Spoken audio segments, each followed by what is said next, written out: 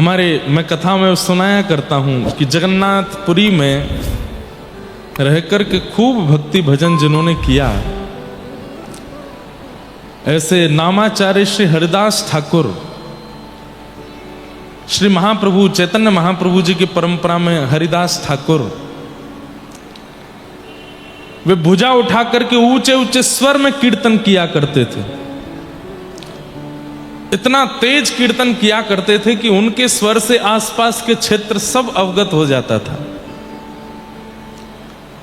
किसी ने उनको टोक करके कह दिया कि आप धीमे भजन किया करो, धीमे नाम उच्चारण किया करो, इतनी जोर जोर से क्यों बोलते? तब नामाचार्य हरिदास ठाकुर कहते हैं कि अंते नारायण स्मृति, यदि किसी व्यक्ति के कर्ण रंध्र में भगवत नाम पहुंच जाए तो उस भगवत नाम से उस व्यक्ति का कल्याण उद्धार संभव है। मैं धीमे धीमे करूंगा तो अकेले अपना उद्धार करूंगा, लेकिन खूब तेज स्वर में जब नाम उच्चारण करूंगा तो जिन जिन तक मेरा नाम पहुंचेगा सबका उद्धार हो जाएगा। तुम सर्व कल्याण सर्वजन हिताय नाम करता हूं, केवल अपने कल्याण के लिए नहीं। और यदि कंठ है, हाथ हैं, पैर हैं, सर्वांगीण रूपेण सारी योग्यताएं प्राप्त हैं, फिर भी हम भगवत भजन भगवत भक्ति में कंजूसी करते हैं, तो वही दंड, वही अपराध, वही नरक प्राप्त होता है जो धनवान व्यक्ति को कंजूसाई करने पर प्राप्त होता है। मतलब भगवान ना करे, मृत्यु के बाद यदि क्षण भर के लिए नरक जाना पड़ा तो नरक भी अनेक प्रकार के हैं। उसमें वह नरक की प्राप्ति हुई जहां कंजूस कोई आया। अब कंजूस को आप जानते थे कि ये हमारे नगर का सबसे बड़ा कंजूस, ये जिस नरक में है उसमें मैं क्यों आया, मैंने तो कोई कंजूसी नहीं की।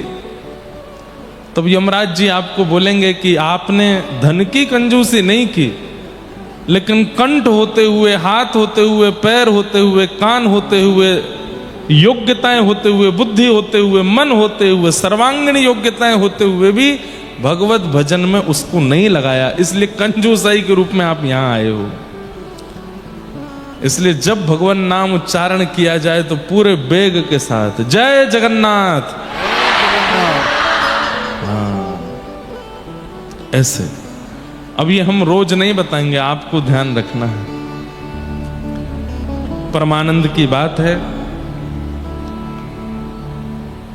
हमारे प्राणनाथ प्राण प्रिय श्री महाप्रभु जगन्नाथ, हम कहीं ना कहीं से इनके पास आने का बहाना ढूंढते ही रहते हैं, और कोई हमारा बहाना नहीं होता, बस यही बहाना ढूंढते हैं कि कैसे भी महाप्रभु जगन्नाथ जी की सन्निधि प्राप्त हो।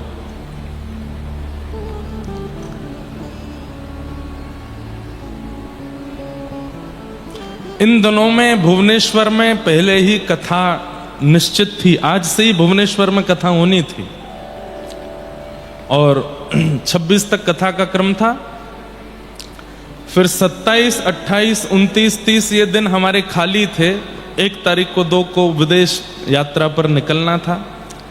29 को महाप्रभु जगन्नाथ जी की स्नान पूर्णिमा है, उनका जन्म नक्षत्र जन्म तिथि है। महाप्रभु जगन्नाथ जी इस धराधाम पर स्नान पूर्णिमा के दिन प्रकट हुए। तो मन में भाव था भुवनेश्वर कथा करेंगे, 4 दिन फिर जगन्नाथपुरी में ही रहेंगे, और तब तो ये भी भाव था कि पुरी में ही रहेंगे, रोज पुरी से भुवनेश्वर कथा करने आया करेंगे। परंतु किन्हीं कारणोंवश वो कथा भुवनेश्वर नहीं हो पाई। अब हमारे पास तो कथाओं के क्रम आते रहते हैं, वहां कर दो, वहां कर दो, वहां कर दो। तो कथाओं के क्रम तो बहुत जगह के आए, लेकिन मैं प्रतीक्षा कर रहा था कि महाप्रभु जी के आसपास आएगी वही कथा करेंगे इन दिनों में। भुवनेश्वर में नहीं तो कहीं पास ही होनी चाहिए। और तभी हमारे यहाँ कटक से संपर्क आया कि यहाँ कथा, पहले भी आए थे संपर्क कटक में कथा के, लेकिन तब समय नहीं बन पा रहा था। और हमारे जो सब कथाओं का क्रम देखते हैं उनको याद भी नहीं था कि कटक से कोई कथा आई है। जब भुवनेश्वर की कथा पोस्टपोन हुई, ये समय खाली निकला, तो हमने कहा ये तो महाप्रभु जी से दूर ही हो जाएगी, बिना बहाने कैसे जाऊं। तो मैंने इनको याद दिलाया, मैंने कि कटक से फोन आया था कथा के लिए, वो वहां संपर्क करो। बोले हाँ वो तो अभी भी है। मैंने कहा वो उनको कह दो अगर ये 2-3 महीना में व्यवस्था बन जाए, संभवतः 2-3 महीने में ये अपना क्रम बना है ना, इतनी जल्दी क्रम बनता नहीं कथा का। लेकिन हमने कहा उनसे कहो कटक में कथा करेंगे ताकि महाप्रभु जी का सानिध्य मिले। तो भुवनेश्वर नहीं तो कटक, महानदी के चारों तरफ से घिरे हुए इस पावन शहर कटक में हमारे पूज्य पिताजी महाराज तो यहाँ 3 बार कथा क्रम कर चुके हैं। लेकिन इतनी बार जगन्नाथपुरी आए, कटक कभी आए नहीं।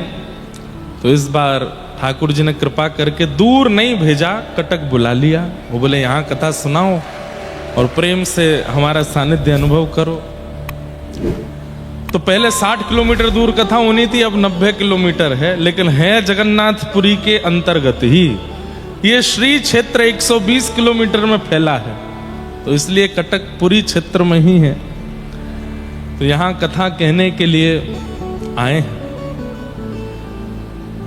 बहुत आनंद का विषय है, खूब आनंद अगले 7 दिनों तक रहने वाला है। आज प्रथम दिन का सत्र है और पुरी धाम से महाप्रभु जगन्नाथ जी पधारे। आपका रोज श्रृंगार होगा, रोज नवीन नवीन श्रृंगार में ठाकुर जी दर्शन देंगे। एक दिन सोना भेज भी होगा, एक दिन ठाकुर जी का बड़ श्रृंगार, अभी तो बड़ श्रृंगार में ही है, हाँ? चंदन लागी, अभी चंदन लागी वेश में। सब ठाकुर जी के श्रृंगारों का दर्शन हम लोग यहीं किया करेंगे। महाप्रभु जी पधारे हैं। आज भी कथा के बाद हम खीर चोरा गोपीनाथ बालेश्वर जाएंगे, वहाँ पहली बार वहाँ का भी दर्शन करके आएंगे। ऐसे अद्भुत ठाकुर जी यहाँ, हमें कभी कभी लगता है कि हमारे वृंदावन के ठाकुर ने 2 प्रांतों पर बड़ी कृपा की है भारत में। वृंदावन के ठाकुरों ने 2 प्रांत पर विशेष कृपा की है। एक तो राजस्थान, वृंदावन के ठाकुर राजस्थान में भी खूब विराजमान हैं। श्री गोविंद देव जी, गोपीनाथ जी, मदन मोहन जी, विनोदी लाल जी, राधा दामोदर जी, अनेक ठाकुर राजस्थान में। और दूसरी कृपा आपकी उड़ीसा पर हुई है। यहाँ पर भी ठाकुर जी खूब सुंदर सुंदर रूपों में, भावों में विराजमान है।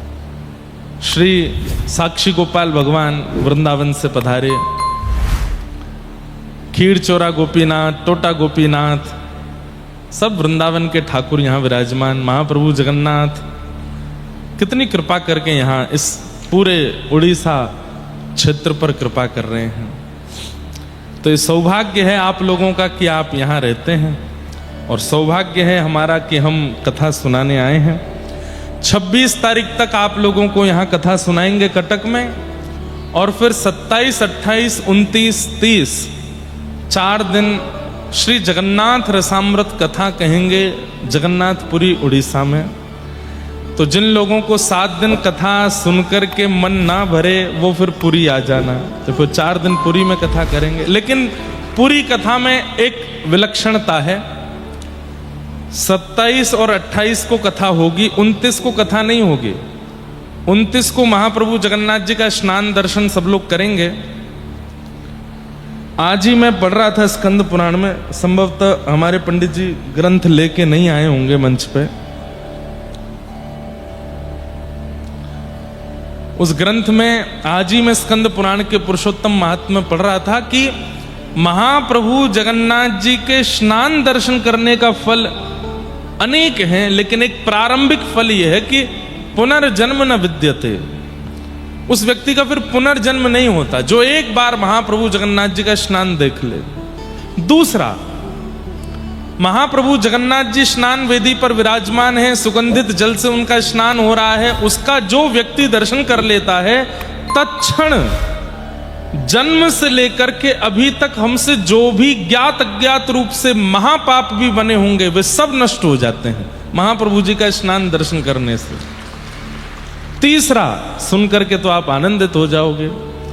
कई बार होता है कि इस जन्म के पाप तो नष्ट हो गए लेकिन पूर्व जन्म के रह गए, तो कहते हैं हम आज तक पृथ्वी पर जितने भी जन्म लेकर के आए हैं, जिस भी योनि में आए हैं, और उसमें हमसे जो भी पाप बना है, महाप्रभु जगन्नाथ जी का स्नान दर्शन करने से और कदापि यदि वो स्नान जल प्राप्त हो जाए तो उसका आचमन करने से, सेवन करने से इस जन्म नहीं अनेक जन्मार्जित जितने भी हमारे पाप हैं वो सब नष्ट हो जाते हैं। इसलिए इससे वंचित नहीं रहना है। मैं तो पहली बार स्नान दर्शन करने आया हूं, आप लोग तो यहीं रहते हैं, तो इस बार आप लोग भी मत चूकिएगा। 27-28 2 दिन कथा करेंगे, स्कंद पुराण के पुरुषोत्तम महात्म्य ही कथा करेंगे और जो वहां के भक्तों के चरित्र उस पर लीला कहेंगे। 29 तारीख को सुबह से महाप्रभु जगन्नाथ जी का स्नान दर्शन करेंगे। उसके बाद एक समय हम सबको बता देंगे, उस समय तक सब लोग फिर कथा पंडाल में आ जाएंगे पुरी में। 29 तारीख को फिर हमारे श्री राधा गिरधर लाल वृंदावन से पधारेंगे, उनका स्नान दर्शन होगा। उनका भी स्नान पूर्णिमा उत्सव इस बार जगन्नाथपुरी में मनेगा, तो श्री ठाकुर जी का, लाल जी का भी स्नान उत्सव होगा, उसका आनंद लेंगे। और फिर हम लोग सब समुद्र स्नान करेंगे, वहीं कीर्तन करेंगे, वहीं आनंद करेंगे। उस दिन कथा नहीं होगी, केवल स्नान दर्शन और कीर्तन। और फिर 30 तारीख को फिर कथा होगी, सुबह के सत्र में कथा करके फिर सब लोग अपने अपने स्थान को प्रस्थान। तो कथा 3 ही दिन है लेकिन उत्सव 4 दिन का है, एक दिन केवल स्नान दर्शनार्थी। तो ये जगन्नाथपुरी का क्रम है। लेकिन आप लोग ये मत सोचिएगा कि 27 से ही उत्सव होने हैं तो फिर कटक में क्या होगा। कटक में जो होगा वो सरप्राइज है। यहाँ पर भी खूब आनंद होंगे, उत्सव होंगे, कुछ ना कुछ योजना बना करके थोड़ा थोड़ा हम आनंद करते रहेंगे। महाप्रभु जगन्नाथ जी के दिव्य दर्शन हम सब लोग करते रहेंगे, ऐसी सब भावना होगी। महाप्रभु जी का दिव्य रूप इस वक्त आप देख रहे हैं कि एक पर्वत खंड के अंदर विराजमान यहाँ मंच ऐसा बनाया है। इस पर भी एक सुंदर कथा है। कथा तो संपूर्ण हम अभी ग्रंथों से ले रहे हैं। हमने सुना है कि उड़ीसा के भी कई वैष्णवों को ये कथा नहीं पता है। एक समय ऐसा आया था, मैं थोड़ा संकेत करूं, पूरी कथा कल सुनाऊंगा। एक समय ऐसा आया था कि 144 वर्ष तक महाप्रभु जगन्नाथ जी के दर्शन भी नहीं हुए थे और महाप्रभु जगन्नाथ जी की सेवा भी नहीं हुई थी। कई आक्रांताओं से बचाने के लिए तत्कालीन राजा ने महाप्रभु जगन्नाथ जी को भूमि के अंदर विराजमान किया था, एक गुफा के अंदर विराजमान किया था। 144 वर्ष बाद फिर उस क्षेत्र में एक राजा का आगमन हुआ। उन्होंने ठाकुर जी को ढूंढा और पुनः भूमि से प्रकट किया, तो गुफा के अंदर जो महाप्रभु जी का दर्शन था वही मंच यहां बनाया गया है। तो ये दर्शन है, कथा श्लोक सहित और भाव सहित जो भी है वो कल के प्रसंग में मैं सुनाऊंगा। कौन से राजा थे, क्या क्या उनके नाम थे, वो सब निकाला है। कौन से क्षेत्र में है, सब कुछ उसका भाव रखा है। परंतु ये अद्भुत दर्शन है। आज भी वो गुफाएं वहां विराजमान है जहां महाप्रभु जी विराजे। तो उसी भाव से इस बार सोच रहे थे कि उड़ीसा में कथा होती है, हर बार हम श्री मंदिर बनाते हैं, हर बार श्री मंदिर का। अच्छा एक बात और, दुनिया के किसी कोने में कथा हो, आयोजकों की जिम्मेवारी है मंच बनाने की, लेकिन उड़ीसा में कथा होती है तो मंच में क्या बनेगा ये हमारी जिम्मेवारी होती है। ये हमको, मतलब हम अंतरंग रूप से बता रहे हैं कि हमको कितना प्रेम है यहाँ से, कि क्या बनना चाहिए, कैसे श्रृंगार हो, कैसे क्या, वो ऐसा रहता है कि ये दायित्व तो हमको दिया जाए, ये सेवा तो हमारी रहनी चाहिए। तो उसी भाव से महाप्रभु जी यहाँ विराजमान है, तो उसका दर्शन सब लोग कर ही रहे हैं। नित्य आप सब लोग 4 बजे तक यहाँ उपस्थित हो जाइए। 4 साढ़े 4 के बीच में कथा प्रारंभ होगी और जब तक ठाकुर जी की इच्छा होगी चलेगी। ठाकुर जी के नित्य मंगल दर्शन होंगे, आप सब लोग उसका अनुभव किया करना। अभी परसों इंदौर में भी कथा एक दिन की थी और वहां कथा का जो क्रम था वो भी महाप्रभु जगन्नाथ जी की लीला ही था। तो वहां पर एक प्रसंग मैंने लिया था, ज्यादा देर तो नहीं, 1.5-2 घंटे का ही प्रसंग रहा था। सतयुग, त्रेता, द्वापर, कलयुग 4 युग हैं और इन चतुर्युगों में हम सब लोगों के लिए अलग अलग धामों की प्रधानता है। सब लोग ध्यान से सुनो, इधर देखो, सावधानी से सुनो। 4 धामों में 4 स्थानों की 4 धामों की 4 युगों में अलग अलग प्रधानता है। जैसे सतयुग में प्रधान धाम है श्री बद्रीनाथ। सतयुग के लोगों को आज्ञा दी जाती है कि वे बद्रीनाथ का जितना दर्शन हो सके, जितनी ज्यादा बद्रीनाथ की यात्रा कर सकें उतना करने का प्रयास करें। लेकिन त्रेता में प्रधानता हो जाती है दक्षिण भारत के श्री रंगनाथ भगवान की। शैवों के लिए रामेश्वरम, वैष्णवों के लिए रंगनाथ। त्रेता में, त्रेता के लोगों के लिए प्रधान धाम कौन सा है? रामेश्वरम और श्री रंगनाथ दक्षिण में। द्वापर का प्रधान धाम द्वारिका। द्वापर के सब लोगों के लिए द्वारिका के दर्शन की बड़ी महत्ता है। पर कलयुग में श्री जगन्नाथ धाम। ताली तो आपने बजाई, पर क्यों? क्यों है महाप्रभु जगन्नाथ जी कलयुग में प्रधान देव? इस पर चिंतन होना चाहिए, इस पर कभी कभी विचार होना चाहिए कि अभी कलयुग के, वैसे तो एक बात कहूं तो सतयुग में एक ही धाम का दर्शन है बद्रीनाथ, त्रेता में एक ही धाम का दर्शन है श्री रंगनाथ, द्वापर में एक ही धाम का दर्शन है श्री द्वारिका धाम। लेकिन कलयुग में हम लोगों के लिए इतनी प्रधानता कि हम 4 धाम के दर्शन कर सकते हैं, बद्रीनाथ भी, द्वारिका भी, रंगनाथ भी और जगन्नाथ भी। लेकिन प्रधान रूप से हम सबको आज्ञा है, कलयुगी जीवों को महाप्रभु जगन्नाथ जी का दर्शन करना ही है, अनिवार्य है। वर्ष में एक बार महाप्रभु जी के पास जाना ही है, ऑप्शनल नहीं है। इसमें आपके पास में ऑप्शन नहीं है कि जाएं नहीं जाएं, नहीं, जाना ही पड़ेगा। आप यदि कलयुग में जन्मे हो तो महाप्रभु जगन्नाथ जी को साल में एक बार प्रणाम करना पड़ेगा। क्यों?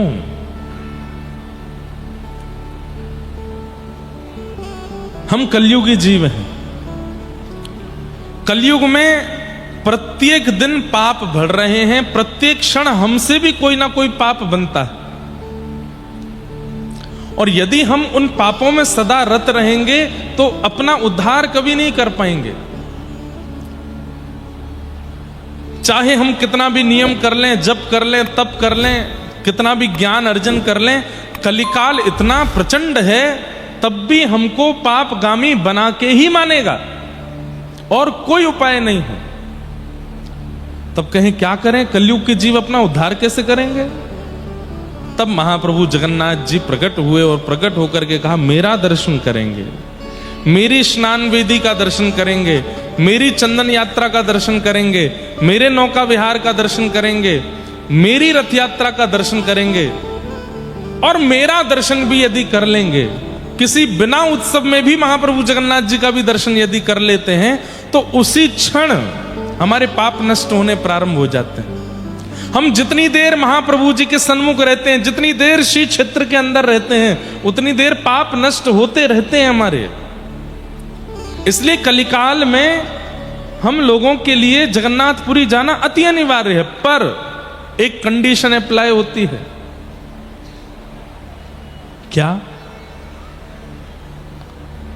जगन्नाथपुरी जाना है, महाप्रभु जी का दर्शन करना है, लेकिन महाप्रभु जी को देखने के बाद में पूर्ण समर्पण करते हुए ठाकुर जी को वचन देना है कि नाथ, अब तक जो हुआ उन सबको आप नष्ट कर ही रहे हैं अपने दर्शन से, पर मैं वचन देता हूं कि अब दोबारा वह गलतियां नहीं होंगी जो मैंने पूर्व में की हैं, अब वह पाप मुझसे दोबारा नहीं बनेंगे। मैं प्रयास करूंगा कि मैं पुनः उन सब क्रियाओं को ना करूं जो मैंने पूर्व में की हैं। बस आप कृपा करके ये नम रक्ष जगन्नाथ, मेरी रक्षा करो। और आप ठाकुर जी को जैसे ही वचन दे देते हो कि पुनः नहीं करूंगा, ठाकुर जी तुरंत आपके समस्त पापों को नाश कर देते हैं। दो लोग हैं जो हमारा पूरा लेखा जोखा रखते हैं। हमारे पूरे जीवन की डायरी दो लोगों के पास में है, चित्रकेतु और यमराज। इनके पास सब लिखा है, हमने कब कहां क्या किया। हम भूल जाते हैं, पर नरक जाते समय वे सब हमको याद कराते हैं। तुम जब 18 वर्ष के थे तब तुमने ऐसा किया, जब तुम 19 वर्ष के थे तुमने ऐसा किया, 20 वर्ष की अवस्था में कॉलेज में तुमने ये किया था, अपने मित्र के साथ तुम ऐसा व्यवहार कर चुके हो, अपने परिवार के दूर के संबंधियों के साथ तुमने इतना गलत काम किया, इसके साथ कपट, इसके साथ छल। व्यक्ति खून के आंसू रोने लगता है कि मैं तो भूल ही गया था मैंने ये सब किया है, लेकिन उन्हें सब पता रहता है। लेकिन जैसे ही व्यक्ति जीवित अवस्था में महाप्रभु जगन्नाथ जी को प्रणाम करते हुए और वचन देता है कि पुनः नहीं करूंगा, महाप्रभु जगन्नाथ उसी समय चित्रगुप्त और यमराज जी को आज्ञा करते हैं, इसके जीवन में इसने जितने भी पाप कर्म किए सबको तुरंत नष्ट करो, इसको परम पवित्र बना दो। क्यों? वचन दे रहा है कि अब नहीं करेगा। सतयुग में यह संभव नहीं है। सतयुग में ठाकुर जी के दर्शन करने के बाद में भी प्रायश्चित विधान है। त्रेता में भी ठाकुर जी के दर्शन करने के बाद नियम है कि ऐसा करोगे तो ही पाप मुक्त होगे। द्वापर में भी आपको कुछ कुछ करना पड़ेगा, लेकिन कलयुग में केवल महाप्रभु जी के दर्शन कर लो, महाप्रसाद सेवन कर लो और ठाकुर जी को वचन दे दो कि अब नहीं करेंगे। उसी समय ठाकुर जी मुक्त कर देते हैं। लेकिन महाप्रभु जगन्नाथ जी को वचन देने के बाद भी, दर्शन करने के बाद भी पुनश्च उन्हीं पापों को जो व्यक्ति दोहराता है उसके साथ क्या होता है? एक तो 84 लाख योनियों में रजिस्ट्रेशन सब जगह हो जाता है, जाना ही पड़ेगा, और कितने हजार वर्षों के लिए नरक की प्राप्ति होती है उसका कोई आंकड़ा नहीं। और तीसरा, ठाकुर जी रूठ जाते हैं, महाप्रभु जी नजर फेर लेते हैं, फिर कभी उस व्यक्ति को देखते नहीं जो वचन देने के बाद भी पाप करे। इसलिए कलिकाल में महाप्रभु जगन्नाथ इतने दयालु देव हैं, इतने कृपालु देव हैं कि समस्त पापों को नष्ट करने के लिए बैठे हैं। लेकिन बस हम इतनी सावधानी रखें कि वचन देने के बाद पुनश्च वह पाप कर्म करें ना, और कम से कम ज्ञात रूप में ना करें, जानबूझ के ना करें। अज्ञात में हो जाए तो कोई बात नहीं, ठाकुर जी क्षमा करते हैं, पर ज्ञात रूप में ना करें। क्यों? शास्त्रों में वर्णन है कि जब कलिकाल बढ़ेगा, जब कलयुग प्रचंड होता चला जाएगा तो क्या क्या होगा। सबसे पहला, भारत की समस्त देव नदियां सूख जाएंगी। यमुना जी सूख जाएंगी, गंगा जी सूख जाएंगी, कावेरी सूख जाएंगी, सरजू जी सूख जाएंगी, सब अंतर्ध्यान हो जाएंगी, और लगभग होना प्रारंभ हो चुका है। सारी देव नदियां सूख रही हैं। उद्गम से लेकर के संगम स्थली तक जब देव नदियों का कोई प्रारूप भी ना मिले, समझ जाओ प्रचंड कलिकाल आ गया है। सब लोग ध्यान से सुनो। दूसरा, सारे धर्म स्थान, धर्मस्थली अपनी पुरातन स्वरूप को खोने लग जाएं। जो उनका पुराना स्वरूप है, जो उनका वास्तविक स्वरूप है, उस वास्तविक स्वरूप को जब धर्म स्थान, तीर्थ स्थान खोने लग जाएं, वे अपने रूप से विहीन होने लग जाएं, समझ जाओ प्रचंड कलिकाल आ रहा है। धीरे धीरे यह भी प्रारंभ हो गया है। अब तीर्थ स्थान, धर्म स्थान अपने स्वरूप को खोते जा रहे हैं। तीसरा, तीर्थ निवासी, धाम निवासी लोग भी तीर्थ और धाम में रहने का अभिमान करने लग जाएं और उस अभिमान के कारण भगवत भजन भक्ति का त्याग कर दें और सारी वो क्रियाएं करने लग जाएं जो महानगर के लोग करते हैं। खान पान की दूषितता, विचारों की दूषितता, कर्मों की दूषितता। अरे महानगर में रहने वाले लोग तो कुछ भी करते हैं, लेकिन धामों में रहने वाले भी यदि वही करने लग जाएं तो समझ जाओ कलिकाल प्रचंड हो रहा है। चौथा, भगवान के दिव्य धाम महानगरों जैसे बनने लग जाएं और महानगरों जैसी व्यवस्था, दुर्व्यवस्था उन स्थानों में प्रकट हो जाए।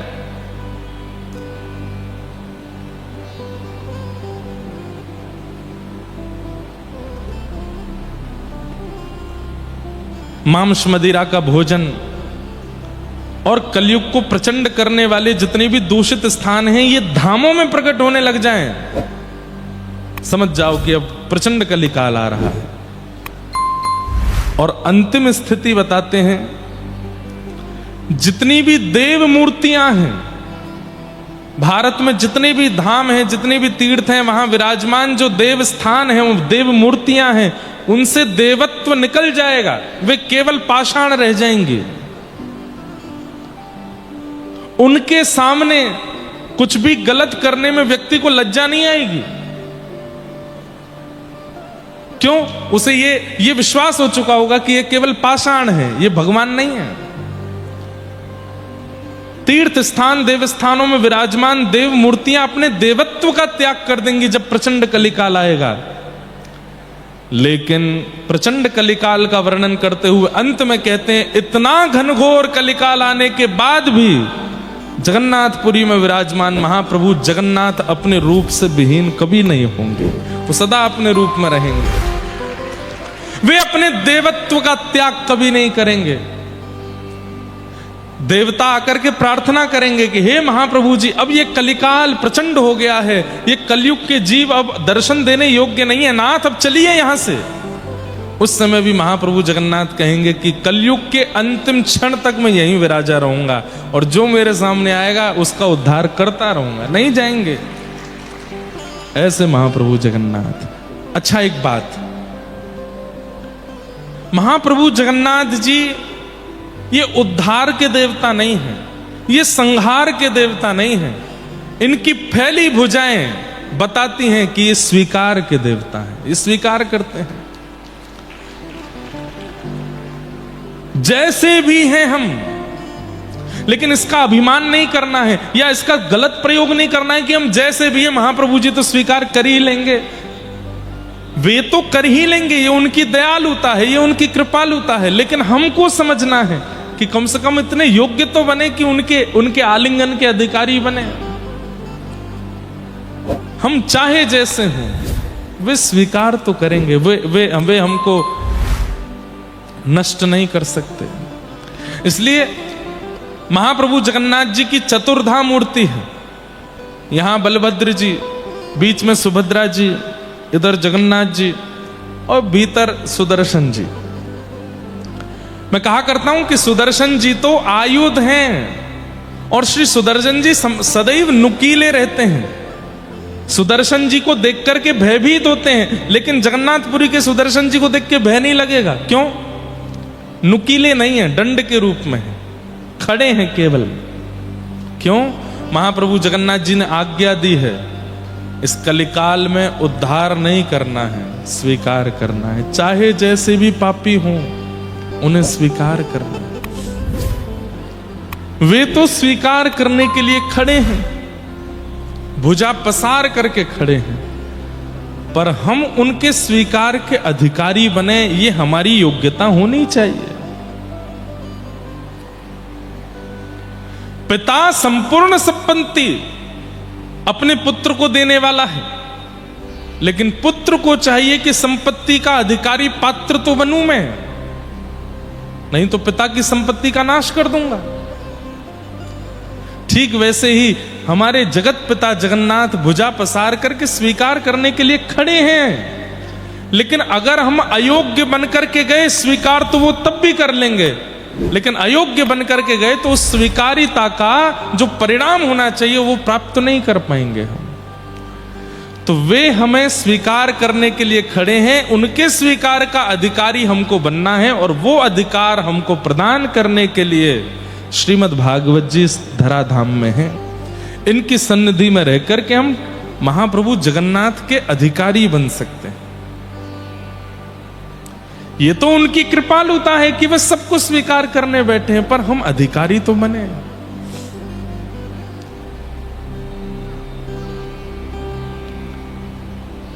अच्छा हूं या बुरा हूं, जैसा भी हूं तुम्हारा, अच्छा हूं या बुरा हूं, जैसा भी हूं तुम्हारा, अच्छा हूं या बुरा हूं, जैसा भी हूं तुम्हारा, अच्छा हूं या बुरा हूं, जैसा भी हूं तुम्हारा, ठुकराओ ना मुझे अब, ठुकराओ ना मुझे, मैं चरणों में सर झुकाऊं, ठुकराओ ना मुझे, चरणों में सर झुकाऊं। हे प्रभु मुझे बता दो, चरणों में कैसे आऊं, हे प्रभु मुझे बता